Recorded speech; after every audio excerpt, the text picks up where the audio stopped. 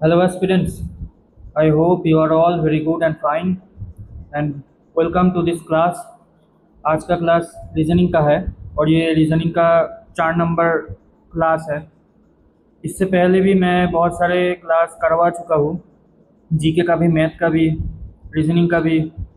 वो सारे के सारे क्लासों का प्लेलिस्ट बना हुआ है, आप सब जाकर चेक कर सकते हैं प्लेलिस्ट में जाकर।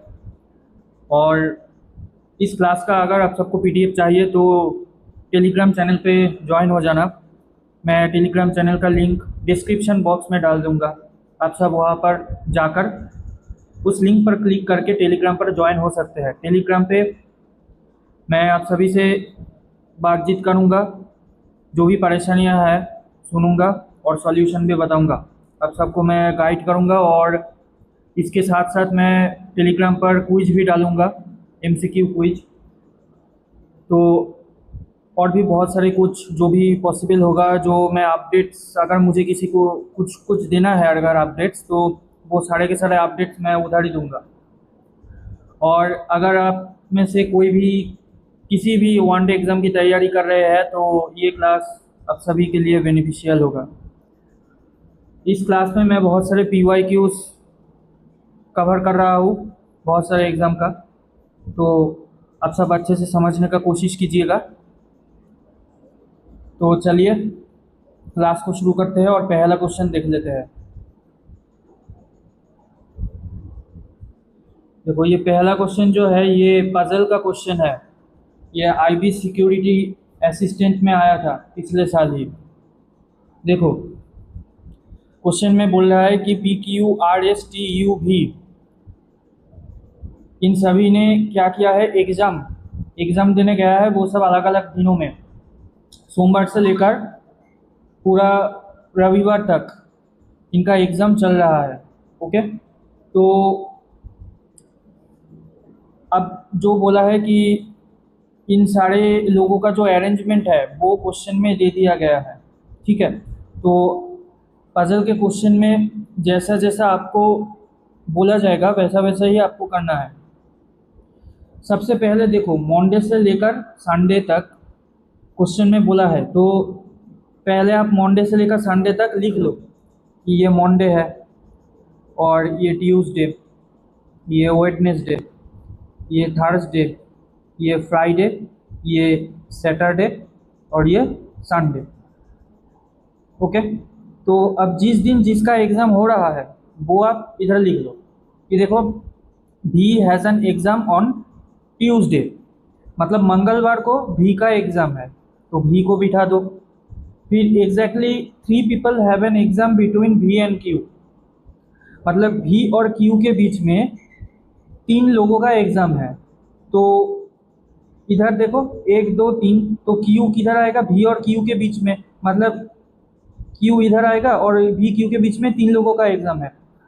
अब देखो, T has an exam immediately before you and S, sorry, T has an exam immediately before you, मतलब टी का जो एग्ज़ाम है वो यू के पहले दिन में है, मतलब ये यू है और यू के जस्ट पहले दिन में ही टी का एग्ज़ाम है। और एस का जो बोला है, S has an exam immediately after you, मतलब यू के ठीक अगला वाला जो दिन है उस दिन एस का एग्ज़ाम है। तो मतलब यहाँ से 3 लोगों का मेरा निकल गया। अब ये 3 लोगों का मुझे समझ में आ गया कि ये भी और क्यू के बीच में ही बैठेगा, तो बिठा दो टी, यू और एस। इसके बाद जो बोला है कि only 1 person has an exam between T and R, मतलब टी और आर के बीच में सिर्फ एक ही पर्सन का, एक ही व्यक्ति का एग्ज़ाम है। तो देखो, टी यहाँ पर है और आर, मतलब ये टी और आर इसके बीच में किसी एक का एग्ज़ाम है। तो यहाँ से मुझे समझ में आ रहा है कि टी यहाँ पर है तो आर इधर बैठेगा, तो टी और आर के बीच में भी है, इसका एग्ज़ाम है। ओके, और इसके बाद बोला है कि who has an exam on Sunday, मतलब तो फिर संडे में एग्ज़ाम किसका है। अब देखो कि ये 7 लोगों के बीच में 6 लोगों का एग्ज़ाम कि कौन से दिन में है मेरा आ चुका है, तो मतलब किसी एक अभी बच गया। तो एक कौन बच गया वो यहाँ से आप निकाल लो। देखो QSUTVR, तो पी जो है ये पी बच गया, तो मतलब पी का एग्ज़ाम संडे को है।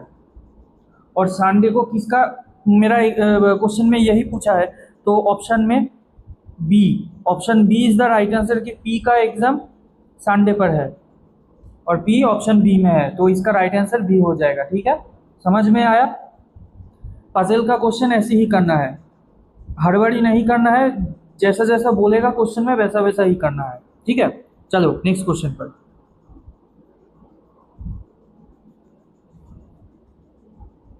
देखो इसके बाद ये जो है ये एक लेटर सीरीज का क्वेश्चन है।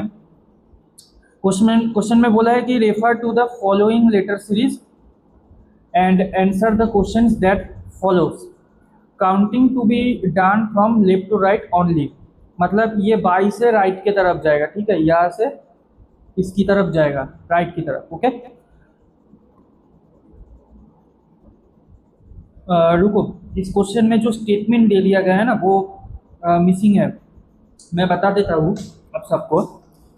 ये जो इंग्लिश अल्फ़ाबेटिकल सीरीज दे दिया गया है ना, इसमें पूछा है कि लेफ्ट हैंड से, मतलब लेफ्ट साइड से 7 नंबर जो अल्फ़ाबेट है उतना तक। देखो 1 2 3 4 5 6 7, मतलब 8 तक।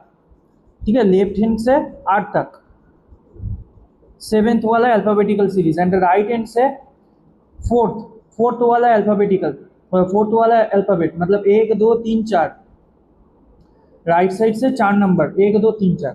ठीक है, ये फोर्थ अल्फ़ाबेट। इन दोनों के बीच में, मतलब लेफ्ट साइड से और राइट साइड में शुरू करने के बाद जहाँ पर ख़त्म हो रहा है, तो इन दोनों के बीच में कितने नंबर्स है ये मुझे क्वेश्चन में पूछा है। तो यही से मुझे दिख गया कि चार अल्फ़ाबेट्स है, 1 2 3 4।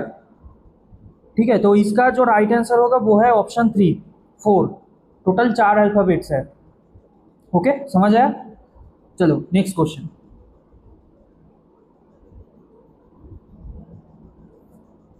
इसके बाद 3 नंबर क्वेश्चन में बोला है कि in a certain code language past is coded as etho and step is coded as etho, तो ई का कोड क्या होगा।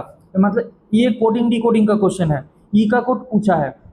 अब ये देखो ये कैसे करोगे, पहले जो बोला है वो आप लिख लो कि पास्ट बोला है, पास्ट में ये सारे जो अल्फ़ाबेट्स है इनका कोड यहाँ पर दे दिया गया 0128। और स्टेप STEP, इसका कोड दे दिया गया है 6102। तो आप ई का कोड कैसे निकालोगे।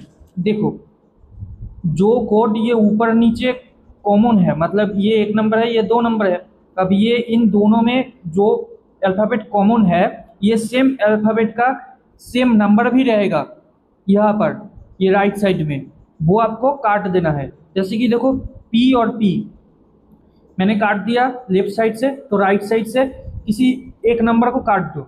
जैसे कि मानो कि मैंने 2 को काट दिया। इसके बाद देखो एस एस कॉमन है, तो यहाँ से एस एस कट गया, और देखो ये एक एक कट गया है यहाँ से। इसके बाद देखो टी भी कॉमन है, तो ये 0 0 देखो ये दोनों जगह कॉमन है, तो 0 0 कट गया। अब मेरा यहाँ से देखो ई का जो कोड है वो निकल गया, ई का कोड 6 है, क्योंकि ये एक ही नंबर बचा है, तो इसका कोड निकल गया, ई का 6 है, तो option D is the right answer. अगर क्वेश्चन में ये पूछता कि ए का कोड क्या होगा, तो ए का कोड देखो 8 है। ओके, समझ आया। इस टाइप के का कोडिंग डिकोडिंग का क्वेश्चन ऐसे करना है। ओके, चलो नेक्स्ट क्वेश्चन। नहीं, ये है सीलॉग का क्वेश्चन, सिलॉजिज्म का। तो हमेशा सीलॉग के क्वेश्चन में आपको वेन डायग्राम बना के ही करना चाहिए। अगर आपका वेन डायग्राम सही नहीं होगा तो सीलॉग का क्वेश्चन गलत हो जाएगा। और वेन डायग्राम आप कैसे बनाओगे, जो क्वेश्चन में बोला जाएगा स्टेटमेंट सबको वैसे ही वेन डायग्राम बनाना है। देखो स्टेटमेंट जो बोल दिया है कि सम टेबल्स आर कैप्सूल, तो इस स्टेटमेंट का जो डायग्राम बनेगा वो है ये देखो, सम टेबल्स आर कैप्सूल्स। एंड इसके बाद बोला है कि ऑल कैप्सूल्स आर इंजेक्शंस। मतलब ये पूरा का पूरा कैप्सूल जो है वो इंजेक्शन है। ठीक है, तो ये मेरा बन गया ये दो स्टेटमेंट का वेन डायग्राम। समझ आया मैंने कैसे किया? जब भी साम रिलेशन आएगा किसी स्टेटमेंट में, तो साम का रिलेशन हमेशा ऐसा होता है। ठीक है, साम का डायग्राम हमेशा ऐसा बनेगा। ये जो बीच वाला है, ये बीच वाला जगह, ये एक दूसरे का कुछ ही पार्ट जो है, कुछ ही अंश जो है, ये एक दूसरे के साथ कनेक्टेड है। तो साम वाला रिलेशन ऐसा बनता है। और जो ऑल वाला रिलेशन है कि मानो ये मेरा एक कुछ चीज़ है, कुछ कंपोनेंट है, पार्टिकल्स है, जो भी मानो आप, ये पूरा का पूरा किसी और दूसरे चीज़ में है, तो ये हो गया ऑल रिलेशन। मतलब ये वाला चीज़ पूरा इसमें है। ठीक है, ये हो गया फादर डॉटर, ये हो गया सन डॉटर का रिलेशन, और ये हो गया फादर मदर, जब जो भी बोलो। ठीक है, मतलब ये बाप है और इनका बच्चे ये है। तो ऐसे समझना है आपको। अब देखो बोला है कि कंक्लूशन में आओ कि साम टेबल्स और इंजेक्शंस, साम टेबल्स और इंजेक्शंस बिल्कुल सही है ये कंक्लूशन। कैसे सही हुआ? देखो, टेबल का कुछ पार्ट जो है वो इंजेक्शंस के साथ जुड़ा हुआ है, इंजेक्शंस के अंदर आ रहा है टेबल का कुछ पार्ट। तो साम टेबल्स और इंजेक्शंस ये बिल्कुल सही हो गया ये कंक्लूशन। और दूसरा कंक्लूशन बोला है कि all injections are capsules, all injections are capsule. क्या ये कंक्लूशन सही है? ये बिल्कुल गलत है। क्योंकि देखो, कैप्सूल जो है वो पूरा का पूरा इंजेक्शन के अंदर है, कैप्सूल इंजेक्शन के अंदर है पूरा का पूरा, पर इंजेक्शन पूरा का पूरा कैप्सूल के अंदर नहीं है। ये जो कंक्लूशन दिया है ना, इस कंक्लूशन का डायग्राम बनेगा ऐसा कि ऑल इंजेक्शंस आर कैप्सूल्स, इसका डायग्राम ऐसा बनेगा। पर ये तो गलत है, क्योंकि स्टेटमेंट के हिसाब से ये है, तो पूरा इंजेक्शन कैप्सूल के अंदर नहीं, पूरा कैप्सूल इंजेक्शन के अंदर है। समझ आया? तो ये कंक्लूशन मेरा गलत हो गया। तो इसका जो राइट आंसर होगा वो है ऑप्शन 1, मतलब ओनली 1। तो option 3 is the right answer, only conclusion 1 follow. Okay, समझ आया? तो जब भी वेन डायग्राम जो सीलॉग का क्वेश्चन आएगा तो वो आपको ऐसे ही करना है, वेन डायग्राम बना के। ठीक है, अलग से दिमाग नहीं लगाने का। चलो नेक्स्ट क्वेश्चन पर।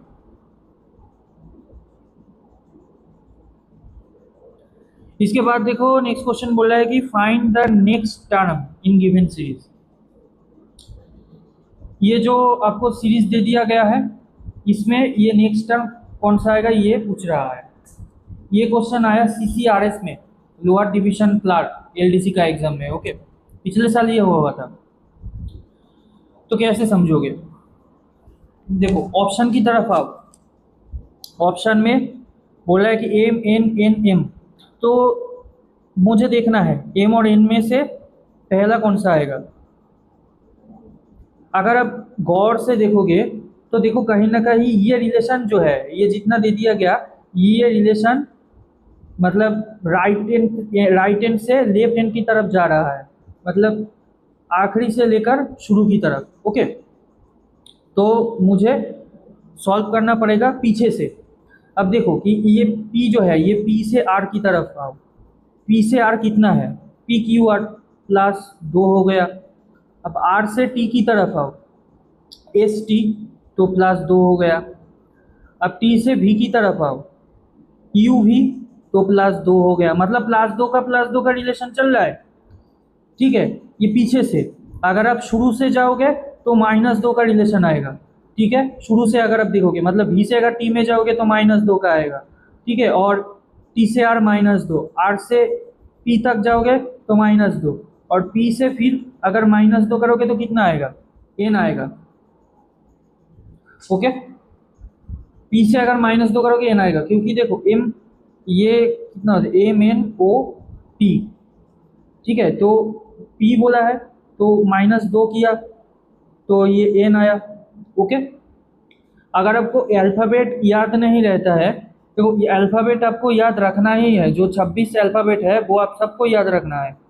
आप एग्ज़ाम हॉल में ये भी कर सकते हो कि एग्ज़ाम शुरू होने से पहले ही आपको जो रफ शीट है वो मिल जाता है, तो आप अल्फ़ाबेट सारे के सारे पहले ही लिख लो किसी जगह पर शीट में कि ऐसे लिखना है। देखो ABCDEFGHIJKLM, ये एम तक तेरा हो गया टोटल, ठीक है। एम के बाद एम के नीचे लिखना है ऐसा NOPQRSTUVWXYZ, ठीक है। और ये बाकी तेरा हो गया। अब देखो यहाँ से आपको और भी एक टाइप के का क्वेश्चन सॉल्व हो जाएगा। किसी जो जिस क्वेश्चन में ऐसा रहता है कि उल्टा रिलेशन दे दिया, मतलब ए का उल्टा क्या होगा। देखो ए का उल्टा जे होता है, एम का उल्टा एन होता है। अगर आपको पूछे कि एफ का ऑपोजिट एफ का उल्टा क्या होगा, तो ये यू होगा, ठीक है। ऐसे तो इसका भी अगर आपको ऑपोजिट याद नहीं रहता है किसी अल्फ़ाबेट का ऑपोजिट, तो आप ऐसे लिख के एग्जाम हॉल में क्वेश्चन बिल्कुल आसानी से सॉल्व कर सकते हो, आपका टाइम बच जाएगा। ओके, अब देखो ये इसमें बोला है कि Q से O से M और M से K। ये देखकर मुझे समझ में आ रहा है कि यहाँ पर भी माइनस का ही रिलेशन चल रहा है। तो आप मैं देख लूँ कि कितना डिफरेंस का रिलेशन है। ये Q से मैंने O तक गया तो -2। अब बोला है O से M, तो O से M तक गया -2। और फिर M से मैंने K तक गया L के, तो -2 हो गया। और फिर K से अगर मैं -2 करूँ तो कितना आएगा, देखो JI, तो I आया। तो इसका जो राइट आंसर है वो है ऑप्शन सी, NI। ओके, समझ आया। चलो नेक्स्ट क्वेश्चन पर। देखो ये जो क्वेश्चन है, इस टाइप के का क्वेश्चन को बोलते हैं रिपीटेड सीरीज। ये इसमें क्या है कि आपको ये जो ब्लैंक्स दे दिया गया है ना, ये ब्लैंक्स आपको लॉजिकली समझकर भरना है कि कौन सा अल्फ़ाबेट इसके बाद कैसे आएगा। अब देखो इस टाइप के क्वेश्चन में आपको कैसे करना है, सबसे पहले ये जो भी दे दिया जाएगा आप गिन लो कि कितने अल्फ़ाबेट्स है इसमें टोटल। 1 2 3 4 5 6 7 8 9 10 11 12 13 14 15, टोटल 15 है, 15 अल्फ़ाबेट है। तो अब 15 को अब फ्रैक्शन कर लो 15 का कि कितने पार्ट्स होगा 15 का। देखो 3 इंटू 5 15 होता है, 5 इंटू 3 15 होता है।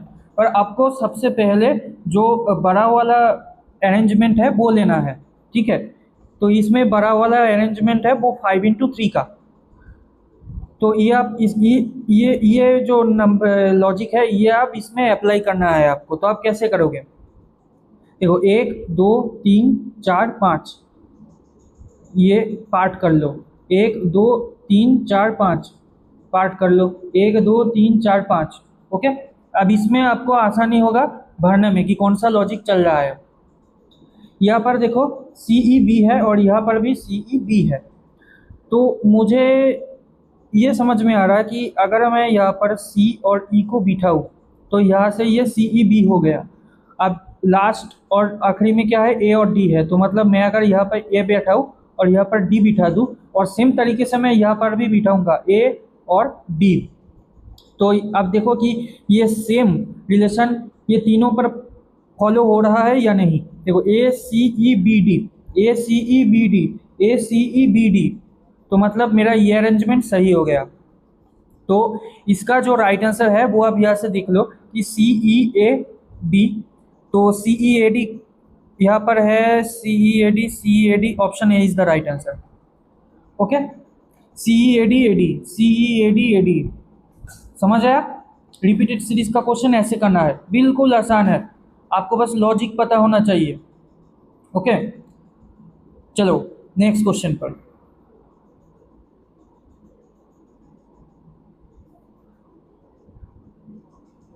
इसके बाद ये जो बोला है ये भी एक कोटिंग डिकोडिंग का क्वेश्चन है। देखो इस क्वेश्चन में बोला है कि if gesture is written as etho, तो जॉइंटली को कैसे लिखा जाएगा। जॉइंटली का कोड ये चारों ऑप्शंस में से क्या होगा? तो पहले लिख लो गेस्चर, GESTURE, और इसके बाद बोला है कि ECQGSP और C। सबसे पहले आपको ये देखना है कि इनमें से कोई चीज़ ऑपोजिट तो नहीं है ना, किसी का ऑपोजिट तो दे दिया गया है या नहीं। ठीक है, तो ऑपोजिट रिलेशन कैसे, आप अगर आपको याद नहीं होता तो आपको मैंने बताया पिछले क्वेश्चन में ही कि आप ABCD ऐसा करके आप लिख सकते हो। ठीक है, तो यहाँ पर जो ऑपोजिट रिलेशन है वो T और G का। ठीक है, बीच में जो T और G है ये है ऑपोजिट। ओके, तो मुझे यहाँ से दिख गया, तो अब मैं ऑप्शन में सीधा चले आऊँगा कि ऑप्शन में ये देखो, ये टोटल 7 अल्फ़ाबेट का है, तो बीच वाला मतलब 3 के बाद 1 2 3, तो ये बीच वाला M, और यहाँ पर P, यहाँ पर M, यहाँ पर P, तो क्या क्या है M P। तो अब मैं देख लूँ कि जॉइंटली का क्या होगा। इसको लिखो कि JOINTLY।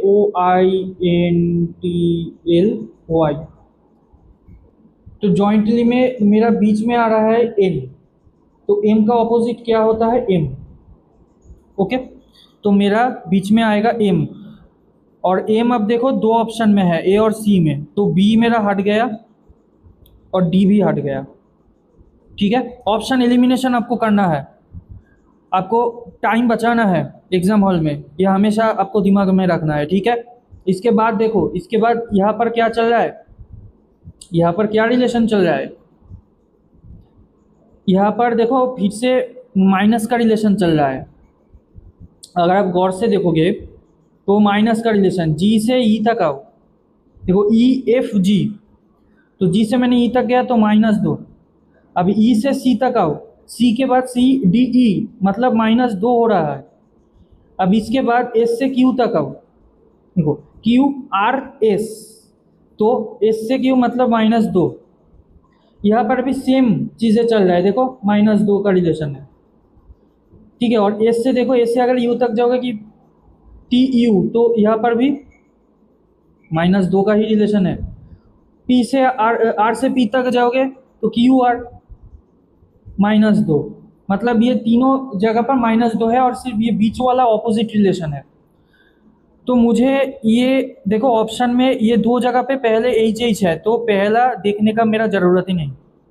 इसके बाद देखो M और N है, सिर्फ ये दोनों देखने से ही मेरा आंसर आ जाएगा। या फिर आप ये भी देख सकते हो लास्ट में कि W और V, इन दोनों में से एक आएगा।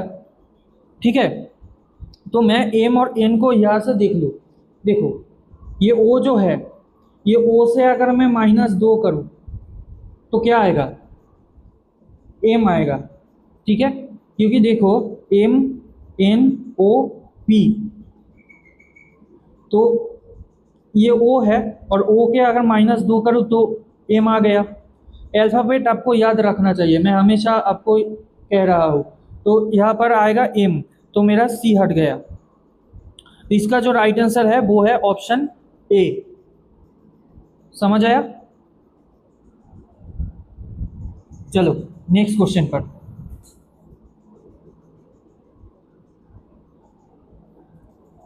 अब ये क्वेश्चन जो है ये इनइक्वालिटी का क्वेश्चन है। इस टाइप के क्वेश्चन में आपको स्टेटमेंट से ही आंसर देना पड़ेगा। स्टेटमेंट्स का ये जो लॉजिक चल रहा है ना, ये आपको समझना है। देखो इस क्वेश्चन में थोड़ा मिस्टेक हुआ है, ये जेड के बाद यहाँ पे greater than equals to P आएगा। ठीक है, ये है Z greater than equals to P. जब भी कभी आपको इनइक्वालिटी का क्वेश्चन दिख जाए तो आपको ऐसा करना, ये बीच वाले इस रिलेशन का आपको मतलब होना चाहिए। देखो ये ग्रेटर देन और लेस देन, इस दोनों का जो मतलब है कि ये ग्रैंडफादर रिलेशन को फॉलो करता है। ग्रैंडफादर, इस जीएफ का मतलब ग्रैंडफादर, ठीक है, गर्लफ्रेंड मत समझ लेना। इसके बाद देखो greater than equals to, greater than equals to, इसका मतलब है कि फादर मदर जो भी है, ठीक है, मतलब हाँ, आप और हम सभी का फादर मम्मी का रिलेशन। और इसके बाद ये इक्वल्स टू, इसका मतलब है कि आप और हम सब, ठीक है। तो मैं आस लिख दूँ, आस, आप और हम सब, समझ आया। तो जब भी आपको स्टेटमेंट में ऐसा दिखे कि ग्रेटर देन इक्वल्स टू या फिर इक्वल्स टू, तो सबसे पहले आपको जो ग्रैंडफादर वाला है, मतलब ये ग्रेटर देन या फिर लेस देन, ठीक है, ये ऐसा वाला, तो सबसे पहले आपको ये वाला साइन को प्रायोरिटी देना है, ठीक है, ये वाला मतलब ये वाला साइन को प्रायोरिटी देना है, ओके। उसके बाद ये वाला साइन को प्रायोरिटी देना है और इसके बाद ये इक्वल्स टू को हमेशा। और एक चीज़ यहाँ पे लॉजिक आप सबको याद रखना है कि हमेशा सेम रिलेशन ही फॉलो होता है, ऐसा रिलेशन हमेशा फॉलो होता है, ठीक है। यहाँ पर देखो कुछ ऐसा ही चल रहा है, और अगर ऐसा रिलेशन हो गया कि ऐसा चल रहा है इसके बाद ऐसा हो गया, तो ये हो गया ऑपोजिट रिलेशन। ऑपोजिट रिलेशन मतलब ये दोनों एक दूसरे में झगड़ा कर रहा है, तो आप ऐसे समझ सकते हो कि दोनों औरत आपस में झगड़ा कर रहा है, झांझो कर रहा है, ठीक है, तो ये रिलेशन गलत हो जाएगा। हमेशा सेम डायरेक्शन में रिलेशन फॉलो होता है, या फिर आप ऐसा, ठीक है, सेम रिलेशन फॉलो होता है। तो आप देखो ये आप अरेंज कर लो कि कंक्लूजन जो बोल रहा है कि A Z B A greater than R, देखो कि यहाँ पर पी तक है और पी ग्रेटर देन एम है, और आर जो है आर पी से बड़ा है, तो इसका कुछ रिलेशन ऐसा होगा कि A greater than Z greater than equals to P, और पी का एम से है तो पी ग्रेटर देन एम, और यहाँ पर लेस देन आर होगा। मतलब यहाँ तक सेम रिलेशन फॉलो हो गया, पर यहाँ पर उल्टा हो गया। तो मतलब ये जो है ये अलग है, ये पूरे फैमिली है, ये पूरा एक फैमिली है, पर ये अलग है, ये अपना अलग खाना बनाता है, ठीक है। तो क्या ए ग्रेटर देन आर ये कंक्लूजन सही है? ए ग्रेटर देन आर बिल्कुल गलत है। देखो ए आर से बड़ा नहीं, आर जो है वो ए से बड़ा, समझ में नहीं। देखो ये जो है उल्टा रिलेशन हो गया, मतलब ये वाला रिलेशन, ठीक है, ऐसा ऐसा रिलेशन हो गया, तो ये गलत हो जाएगा, तो ये कंक्लूजन मेरा गलत हो गया। और फिर मुझे एम लेस देन आर देखना है कि एम लेस देन आर, हाँ ये रिलेशन मेरा सही है, क्योंकि आर जो है ये एम से बड़ा है, तो एम लेस देन आर मतलब ये सही है। तो मेरा ये मैं अब ऑप्शंस की तरफ आऊँगा, ओनली 2:2, ठीक है, option A is the right answer कि ओनली 2:2। ओके, समझ आया कि कैसे हुआ? इनइक्वालिटी का क्वेश्चन ऐसे ही करना होगा, ओके। इस टाइप का क्वेश्चन आता है, एसएससी में भी आता है, एनटीपीसी में भी, इम्पोर्टेंट है। थोड़ा कंफ्यूजिंग है, पर अब जो लॉजिक मैंने आपको समझा दिया, ग्रैंडफादर फादर का रिलेशन, ये अब अगर आपको समझ में आ गया और ये जो रिलेशन मैंने बताया ये आपको समझ में आएगा तो आप कर दोगे। चलो नेक्स्ट क्वेश्चन। ये देखो ये डिक्शनरी ऑर्डर का क्वेश्चन है, ये SSC Delhi police head constable में आया था। Select the option that repeats the correct order of the given words as they would appear in the English dictionary. जब भी कभी आपको इंग्लिश डिक्शनरी का क्वेश्चन आएगा ना आपके सामने, तो आप सबसे पहले ऑप्शन से सॉल्व करना, ऑप्शंस को देखना है आपको। यहाँ पर देखो पहले 4 6 6 4, मतलब मुझे यहाँ से ये जो दे दिया गया यहाँ से सिर्फ 4 और 6 को देखना है, बाकी जो भी है काट दो, ठीक है। ये 6 को देखना है, 5 को उड़ा दो, 4 और 6 को देखना है मुझे। देखो अब देखो ये art, ART art, ART art, ये आर्ट सेम है दोनों जगह पे ही। इसके बाद देखो एज और ई, एच और ई के बीच में सबसे पहले कौन आता है? ई आता है। तो मतलब मेरा 6 नंबर वाला पहले आ जाएगा। अब 6 नंबर है बी और सी में, तो ए चला गया और डी चला गया, क्योंकि देखो पहले ही 4 गलत हो गया, तो मतलब ये ऑप्शन पूरा गलत है। मुझे पूरा देखने का ज़रूरत ही नहीं है, कोई सेंस ही नहीं बनता। और जो लोग ये पूरा का पूरा हर टाइम हर बार देखते हैं ना, वो अपना टाइम खराब कर रहा है, उन लोगों का सिलेक्शन कभी नहीं होगा। तो 6 आ गया। अब 6 के बाद देखो ये दोनों ऑप्शन में एक एक है, मतलब ए को देखने का मेरा ज़रूरत ही नहीं।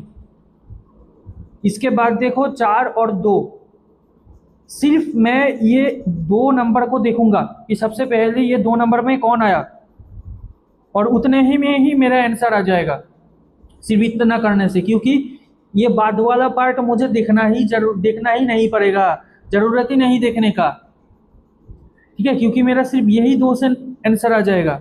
अब देखो 4 और 2 को देखना है।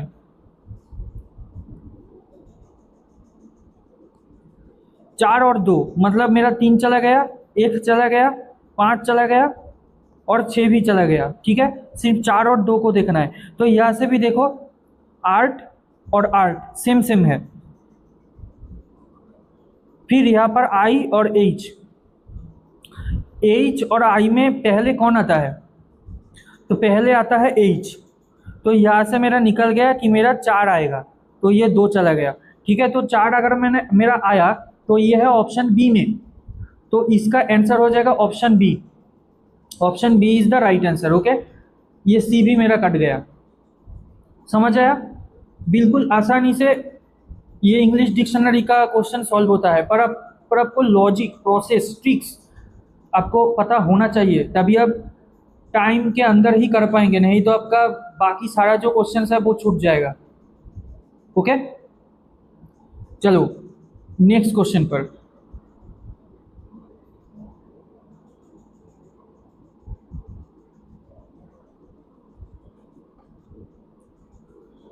यहाँ पर देखो 10 नंबर क्वेश्चन में बोल रहा है कि which two signs should be interchanged to make the given equation correct।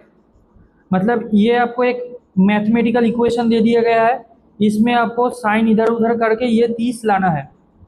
Baud मास का रूल अप्लाई होगा यहाँ पर इस टाइप के क्वेश्चन में, बॉड मास, ठीक है, ये आपको पता होना चाहिए। बॉड मास का रूल, डी का मतलब है डिवाइड, डिवीजन, भाग देना, एम का मतलब है मल्टीप्लाई, गुना करना, ए का मतलब है एडिशन, प्लस, और एस का मतलब है सब्ट्रैक्शन, मतलब माइनस, बी का मतलब है ब्रैकेट्स, ओ का मतलब है ऑफ, ठीक है।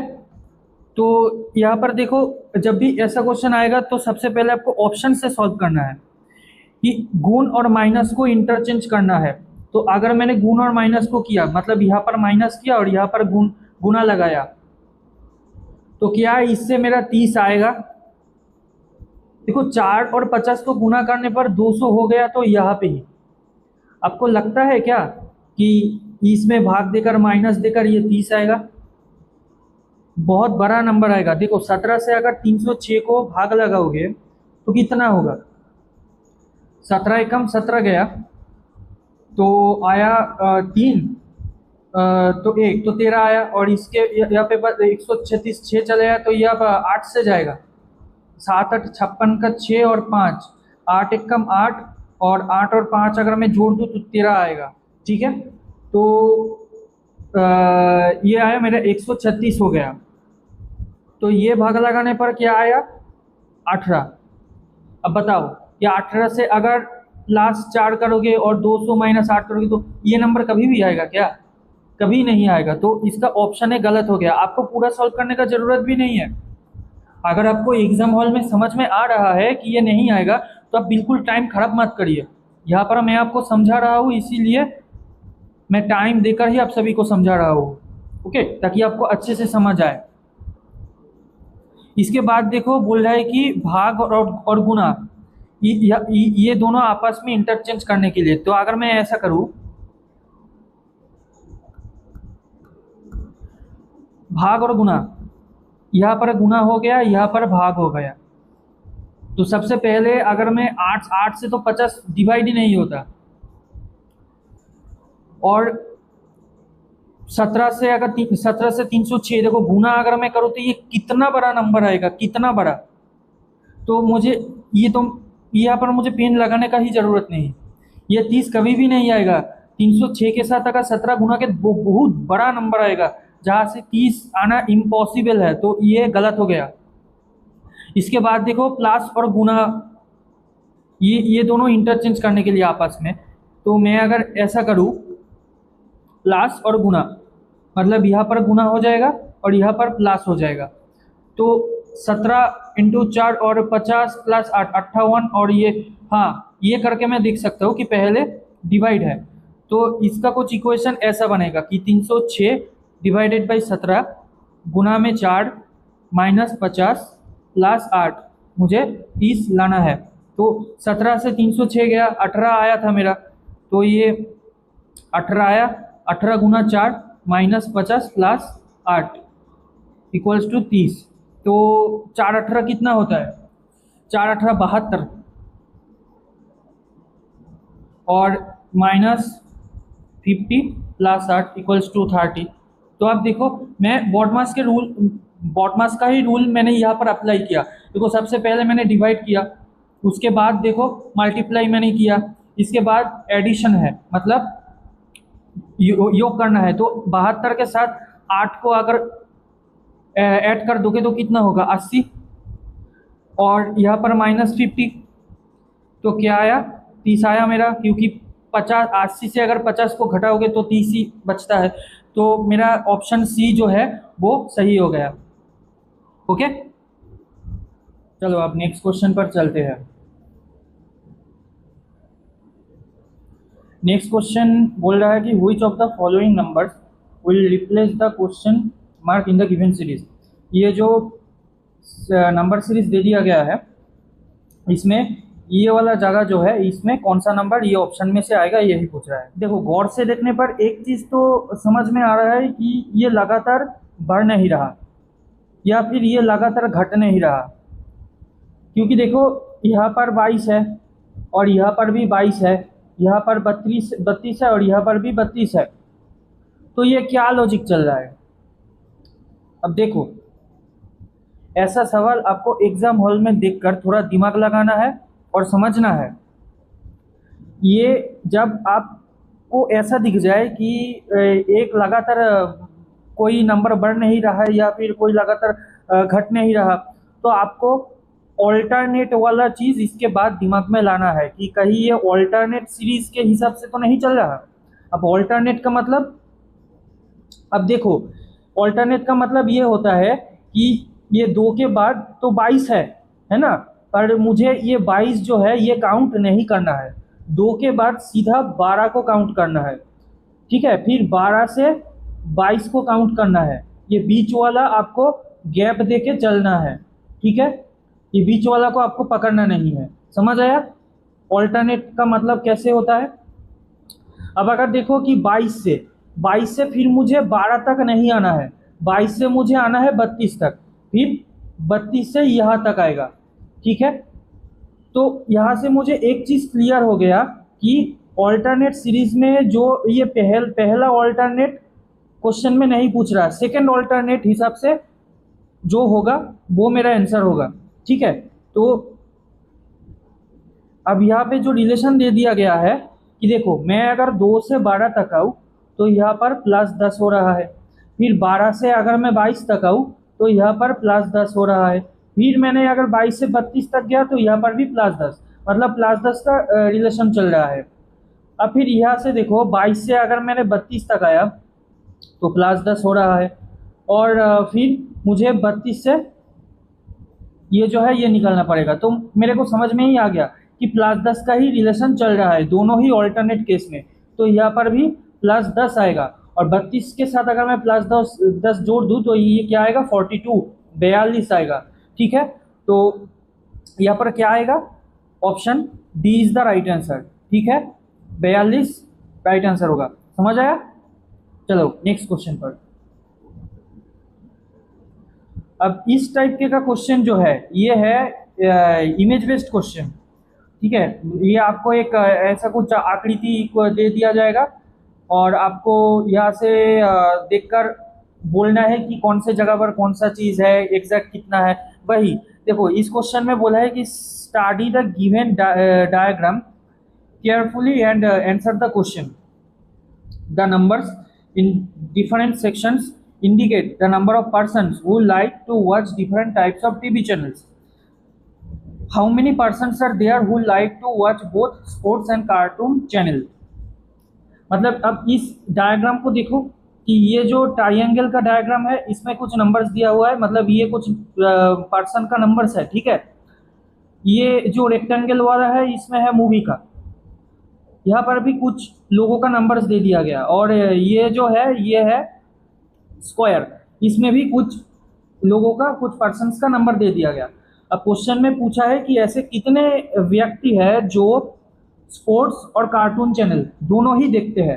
मतलब ये जो स्पोर्ट्स है, ये स्पोर्ट्स और ये कार्टून चैनल दोनों को देखता है। ये देखो क्वेश्चन में मूवी का जिक्र नहीं हुआ कि ये जो मूवी वाला शेप है इसका कोई जिक्र नहीं हुआ, तो आप ये काट दो। जो देखो, क्योंकि देखो यहाँ पर जो है बोला है both sports and cartoon channel, ये तो अलग मूवी चैनल ही देख रहा है ये 16 लोग, तो ये 16 लोगों को काट दो। और फिर यहाँ पर देखो कि स्पोर्ट्स, ये 19 लोग सिर्फ स्पोर्ट्स चैनल को देख रहा है, तो ये भी नहीं होगा। कार्टून के बॉक्स में देखो कि सिर्फ 18 लोग कार्टून देख रहा है, तो ये 18 भी नहीं होगा। तो मेरा पास बचा क्या, मेरे पास बचा 11, 9 और 20। अब देखो ये जो 20 नंबर है, ये 20 लोग क्या कर रहा है, ये 20 लोग कार्टून देख रहा है और मूवी चैनल देख रहा है, मूवी चैनल और कार्टून चैनल देख रहा है। पर मुझे क्वेश्चन में बोला है स्पोर्ट्स चैनल और कार्टून चैनल कितने लोग देख रहा है, तो ये 20 हट जाएगा, क्योंकि 20 लोग मूवी चैनल को देख रहा है, ठीक है, मूवी के साथ इंक्लूडेड है, इसीलिए ये कट गया। तो मेरे पास बचा क्या, मेरे पास बचा 11 और 9, ठीक है। ये अब ये 11 और 9 को अगर आप जोड़ोगे तो कितना होगा, 20। तो ये टोटल 20 लोग जो है वो स्पोर्ट्स चैनल और कार्टून चैनल दोनों ही देख रहा है, तो इसका आंसर होगा ऑप्शन बी, ओके। क्योंकि देखो ये कैसे हुआ, ये 11 लोग जो है ये कार्टून चैनल के अंदर भी है और स्पोर्ट्स चैनल के अंदर भी है, ठीक है। और ये 9 का नंबर जो है ये भी कार्टून चैनल के अंदर है, स्पोर्ट्स चैनल के अंदर है और मूवी चैनल के अंदर भी है। अब ये 9 इसीलिए नहीं कटा है मूवी चैनल के अंदर रहते हुए भी, क्योंकि ये कार्टून चैनल और स्पोर्ट्स चैनल ये दोनों पर है, ठीक है। ये 9 लोग कार्टून चैनल और स्पोर्ट्स चैनल दोनों ही चैनल देख रहा है, इसीलिए ये 9 नहीं कटेगा, ठीक है, समझ आया। चलो नेक्स्ट क्वेश्चन पर देखो। नेक्स्ट क्वेश्चन, ये एक लेटर का क्लस्टर सीरीज दे दिया गया है। ये क्वेश्चन मार्क जो दिया है इस जगह पर, ये ऑप्शन में से कौन सा ऑप्शन आएगा ये पूछ रहा है। अब अगर आप ऑप्शन देखो, हमेशा जब भी ऐसा कोई क्वेश्चन आएगा तो सबसे पहले आपको ऑप्शन की तरफ ध्यान देना है, ऑप्शन देखकर आपको सॉल्व करना है। देखो सबसे पहले पी पी पी पी सारे ऑप्शन में है, तो मुझे ये पी देखने का कोई ज़रूरत नहीं, ये पी देखकर मैं टाइम वेस्ट नहीं करूँगा। तो फिर मतलब ये पहला वाला जो लेटर है ये भी नहीं देखना है आपको, ठीक है। तो आपको क्या देखना है, देखो एल के मतलब यहाँ पर मुझे देखना है। अब देखो मुझे ये सेकंड वाला ऑप्शन, सेकंड वाला जो लेटर है ये देखना पड़ेगा। तो वो सी से अगर मैं जी तक जाऊँ तो कितने नंबर का डिफरेंस है, +4, ओके। अब जी से मुझे यहाँ से यहाँ तक जाना पड़ेगा, क्योंकि यहाँ पर जो सेकंड नंबर आएगा, सेकंड लेटर आएगा वो मुझे ढूंढना है। अब देखो अगर मैं यहाँ पर ओ से एस तक जाऊँ तो कितने नंबर का है, ये भी +4 है। तो मुझे ये समझ में आ गया कि यहाँ पर +4 का ही रिलेशन चल रहा है। तो जी से अगर मैं +4 करूँ तो कितना आएगा, तो यहाँ पर के आएगा, सेकंड लेटर जो है ये होगा के, ठीक है। तो यहाँ से सेकंड लेटर क्या आया, मेरा के आया, ठीक है। तो अब ऑप्शन में चले जाओ सीधा, देखो ये के वाला ऑप्शन आया मेरे पास, तो एल वाला जो ऑप्शन है ये अपने आप हट गया, ये गलत हो गया। अब देखो के आ गया, अब जी और एच को सिर्फ मैं दिखूंगा, क्योंकि लास्ट में जो डी है ये दोनों जगह पर सेम है, तो डी देखने का मेरा कोई मतलब नहीं, ठीक है, मतलब डी ही आएगा। आप अगर ये लास्ट वाला लेटर सॉल्व करोगे ना, तो इसमें जितना नंबर का गैपिंग चल रहा है वो आपको सॉल्व करने के बाद डी ही आएगा। इसलिए वो वाला लेटर आपको देखना नहीं है, आपको आप सिर्फ देखना है जी और एच, इन दोनों में से क्या आएगा। तो ये 3 नंबर वाला मुझे देखना है। अब देखो बी से अगर मैं ई तक जाऊँ तो कितने नंबर का डिफरेंस है, +3, ठीक है। अब अगर मैं ई से यहाँ तक मुझे आना पड़ेगा, मतलब थर्ड वाला ऑप्शन, तो थर्ड वाला ऑप्शन क्या होगा, पहले मैं ये देख लूँ कि के से अगर मैं एन तक जाऊँ तो कितने नंबर का डिफरेंस है, +3 का ही है। ओके, तो यहाँ पर भी +3 ही आएगा। तो +3 अगर मैं ई के साथ अगर +3 करूँ ई से तो कितना आएगा, तो आएगा एच। तो क्या आया, के एच, ठीक है। तो ये ऑप्शन डी राइट आंसर हो जाएगा, के एच, ठीक है। ये गलत हो गया। ओके, समझ आया कैसे हुआ। चलो नेक्स्ट क्वेश्चन पर देखो। अब ये वाला जो क्वेश्चन है ये कोडेड ब्लड रिलेशन का क्वेश्चन है, इसलिए थोड़ा बड़ा है। तो जब भी कोडेड ब्लड रिलेशन का क्वेश्चन आएगा तो आपको हमेशा फैमिली ट्री बनाकर ही सॉल्व करना चाहिए। अब फैमिली ट्री आप कैसे बनाओगे, देखो फैमिली ट्री बनाने के लिए आपको कुछ चीज़ों का पता होना चाहिए, जैसे कि जेंडर को पता करने के लिए प्लस वाला जो साइन है, ये प्लस वाला साइन ये है मेल जेंडर का, जो पुरुष लोग हैं। इसके बाद माइनस वाला जो साइन है ये है फीमेल जेंडर का। ओके, इसके बाद जनरेशन, देखो ये जो साइन है इसको बोलते हैं कपल, ठीक है। कपल के लिए ये साइन यूज होगा, कपल मतलब हस्बैंड वाइफ, ठीक है, पति पत्नी का रिलेशन समझाने के लिए। और इसके बाद ये वाला जो है, ये वाला साइन है जेनरेशन, जेनरेशन को समझाने के लिए, ठीक है। और बस इतना ही आप याद रख लो, ठीक है। ये वाला जेनरेशन के लिए नीचे की तरफ, और अगर ये वाला सेम हाइपेन ऐसे ये वाला सेम हाइपेन अगर मान लो कि यहाँ पर कोई कुछ है और यहाँ पर है, तो ये दोनों व्यक्ति के अंदर ये जब ऐसा सिंबल यूज होगा एक हाइपेन, तो ये है सेम जेनरेशन में, ठीक है, जैसे कि ब्रदर सिस्टर हो गया। ओके, तो समझ आया। अब चलो अब फैमिली ट्री बनाते हैं। देखो यहाँ पर बोला है कि जो मुझे सॉल्व करना है, how is N related to Q in the following expression, how is N related to Q. Okay रुकिए, यहाँ पर जो रिलेशन है वो मिस हो गया, वो मैं आपको लिख देता हूँ। तो इसका रिलेशन जो है वो आप देख लो, एल हैशटैग एन डॉलर ओ @ पी, ये है पी। ओके, इसके बाद हैशटैग क्यू, ये वाला है, ठीक है, ये वाला आपको रिलेशन। ये इसमें बोल रहा है कि N then how is N related to Q, मतलब एन क्यू के साथ कैसे संबंधित है। ओके, तो ये आप निकालने के लिए आपको ये वाला जो इंफॉर्मेशन दे दिया गया है ये आप समझ के फैमिली ट्री बना लो। देखो L hashtag N, L hashtag N का मतलब है, देखो यहाँ पर, यहाँ से आप रेफरेंस लो कि B hashtag D means B is the wife of D, मतलब एल हैशटैग एन का मतलब कि L is the wife of N, तो एल इज द वाइफ। अब वाइफ का फीमेल के लिए मैंने क्या बोला था, माइनस का साइन यूज करना है। और कपल रिलेशन, क्योंकि ये हस्बैंड वाइफ का रिलेशन है तो कपल रिलेशन के लिए ये वाला साइन यूज होगा। और ये किसके साथ है, एन, मतलब एन हस्बैंड हो गया। हस्बैंड क्या है, मेल जेंडर है, इसीलिए मेल का साइन प्लस यूज हुआ। इसके बाद देखो एन डॉलर ओ, अब यहाँ पर देखो कि B dollar D means B is the son of D, मतलब एन जो है, N is the son of O. अब सन है मतलब इनके पहले का जेनरेशन है, तो ये हो जाएगा ऐसा, ओ, ओ का जो पुत्र है वो है एन। इसके बाद बोला है O at the rate P. अब O at the rate P का मतलब देखो यहाँ पर B at the rate D means B is the mother of B, मतलब ओ इज द मदर। ठीक है, तो मेरे को कॉन्फर्मेशन मिल गया कि ओ का जो जेंडर साइन है वो होगा माइनस, ये फीमेल है। O is the mother of P, ये पी का भी मदर है।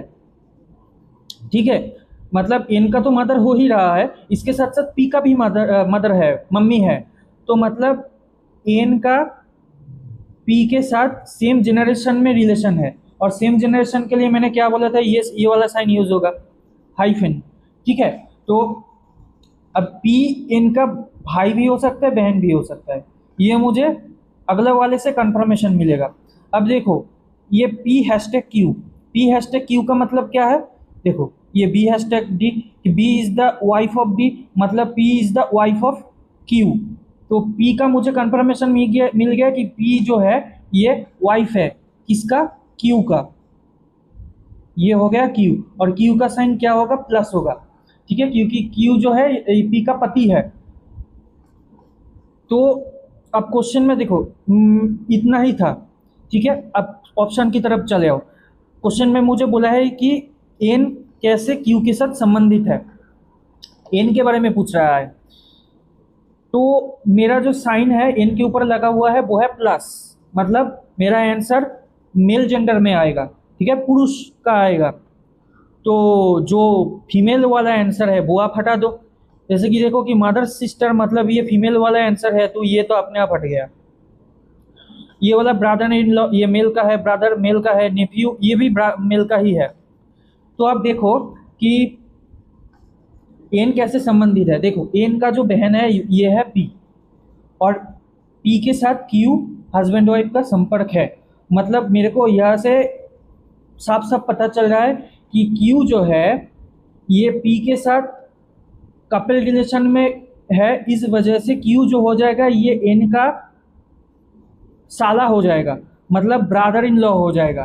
ठीक है, ये क्या होगा, वाइफ्स ब्रदर, मतलब ये पी जो है ये क्यू का वाइफ है, और फिर पी जो है ये एन जो है ये पी का भाई है, तो वाइफ्स का ही ब्रदर हो रहा है, मतलब क्यू का जो वाइफ है वाइफ्स का ब्रदर, क्यू का जो पत्नी है ये पत्नी का भाई है, तो ये क्या हो गया, ब्रदर इन लॉ हो गया। समझ आया?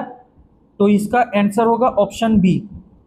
ओके, ये वाला भी नहीं होगा और ये वाला भी नहीं होगा, ब्रदर सन, ये क्या, सोन का अगर रिलेशन आएगा तो ये नेक्स्ट जनरेशन में आता। ठीक है, समझ आया? तो ब्लड रिलेशन भी आपको क्वेश्चन में जैसे बोलेगा कोडेड ब्लड रिलेशन, आपको वैसा ही फैमिली ट्री बनाकर करना है। ओके, और ये वाला जो साइन है ये वाला, ये इतना आपको याद रखना है। ओके, अब चलो नेक्स्ट क्वेश्चन पर। देखो ये वाला क्वेश्चन जो है ये डाइस का क्वेश्चन है। क्वेश्चन में ये जो नंबर्स दे दिया गया है 1 2 3 4 5 और 6, ये तीनों जो डाइस है, इस डाइस का फेसेस जो है ये फेस में लिखा हुआ है। ठीक है, अलग अलग फेस पर।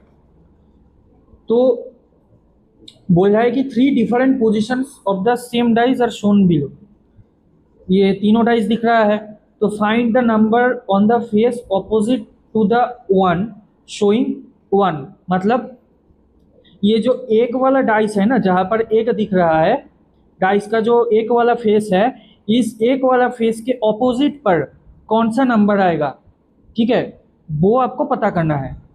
तो आप ध्यान से अगर आप देखोगे तो हमेशा आप ये याद रखिएगा कि डाइस के क्वेश्चन में आपको सेम फेस, जो कॉमन फेस है वो आपको पता करना है, कॉमन फेस आपको ढूंढ के निकालना है। ये जो तीनों डाइस है, ये तीनों डाइस पर कॉमन फेस क्या है, एक है। ठीक है, देखो एक सेम जगह पर है, सेम फेस पर है। ठीक है, तीनों डाइस पर एक दिख रहा है, बाकी पर देखो यहाँ पर 4 5, यहाँ पर 5 2, यहाँ पर 2 6, मतलब ये बाकी वाला कॉमन नहीं है, सिर्फ मेरा एक कॉमन है। अगर आपको ऐसा कभी किसी डाइस में दिख जाए कि एक हर जगह कॉमन है सेम फेस पर, और इसी जो नंबर सेम फेस पर कॉमन है उसी का ऑपोजिट पूछ रहा है, तो आप क्लॉकवाइज डायरेक्शन बनाना होता है डाइस के क्वेश्चन में, वो क्लॉकवाइज आपको डायरेक्शन बनाना नहीं है, क्लॉकवाइज डायरेक्शन में नंबर्स को घुमाना नहीं है, सीधा आप ये याद रखिएगा कि हमेशा ऑपोजिट होगा। ठीक है, जो ऑपोजिट में मतलब ऑपोजिट में जो नंबर आपको दिख नहीं रहा वो नंबर होगा, हमेशा भी ये याद रखिएगा। मतलब कि अगर सेम फेस में कोई नंबर दिख रहा है, वो किसी भी नंबर हो, यहाँ पर एक है आपका, किसी डाइस पर 4 भी हो सकता है, 3 भी हो सकता है, 2 भी हो सकता है, किसी कोई भी नंबर हो सकता है। ठीक है, तो सेम फेस पर अगर कोई नंबर आपको मिल जाए तो वो नंबर अगर तीनों सेम फेस पर कॉमन है तो उसका अगर ऑपोजिट पूछ रहा है तो जो नंबर दिख नहीं रहा वही नंबर आंसर होगा। ओके, देखो यहाँ पर मुझे 4 दिख रहा है, 5 दिख रहा है, 2 दिख रहा है, 6 भी दिख रहा है, मतलब 4 दिख गया, 5 दिख गया, 6 दिख गया, 2 दिख गया और 1 तो दिख ही रहा है, तो जो दिख नहीं रहा वो है 3। ओके, तो मेरा आंसर जो है वो 3 आएगा, ऑप्शन बी 3 आंसर होगा। ओके, समझ आया? ये चीज़ आपको याद रखना है जो मैंने इतने देर से समझाया आप सभी को। ओके, चलो नेक्स्ट क्वेश्चन। ओके, आज का क्लास इतना ही था। आप सभी को यहाँ तक देखने के लिए बहुत बहुत शुक्रिया। आप सब अच्छे से समझ लेना जितना भी क्वेश्चन मैंने करवाया। अगर कोई चीज़ समझ में ना आए तो आप कमेंट में मुझे पूछ सकते हो, और अगर मुझे और कोई सजेशंस देना है आप में से किसी को तो आप कमेंट में मुझे बोल सकते हो। ठीक है, और मैं आप सभी से फिर नेक्स्ट क्लास में मिलूँगा। और इस वीडियो अगर आप सबको पसंद आए तो लाइक कर देना, शेयर करना, जो भी लोग कॉम्पिटिटिव एग्ज़ाम की तैयारी कर रहे हैं। और अगर आप पहली बार हो इस चैनल पर तो सब्सक्राइब कर लेना। आप सब के लिए मैं इतना क्लास इतना मेहनत करके लेके आता हूँ तो मुझे मोटिवेशन मिलेगा अगर आप सब मुझे सपोर्ट करोगे। और आप सब खुश रहना, अच्छे से पढ़ते रहना, प्रिपरेशन अच्छे से करना, पॉजिटिव रहिएगा और अपना ध्यान रखिएगा। टेलीग्राम चैनल पर आप सब ज्वाइन हो जाना। टेलीग्राम चैनल का लिंक मैं डाल दूंगा डिस्क्रिप्शन बॉक्स में, हो सके तो कमेंट पर भी, मैं कमेंट सेक्शन में भी पिन कर दूंगा टेलीग्राम चैनल का लिंक, आप वहाँ से डायरेक्ट ज्वाइन हो जाना। टेलीग्राम चैनल पर मैं जितना भी अपडेट्स देना है वो मैं दूंगा, और मैं क्विज भी लाऊंगा वहाँ पर, तो आप सब क्विज अटेंड कर पाइएगा। और आप सभी से मैं बातचीत भी उधर कर पाऊँगा, वॉइस कॉल अरेंज करूँगा, आप सभी का परेशानियाँ सुनूँगा और उस हिसाब से मैं गाइड करूँगा। ठीक है, तो चलिए मैं अब इस क्लास से विदा लेता हूँ। महादेव आप सभी का मंगल करे। हर हर महादेव, जय श्री राम।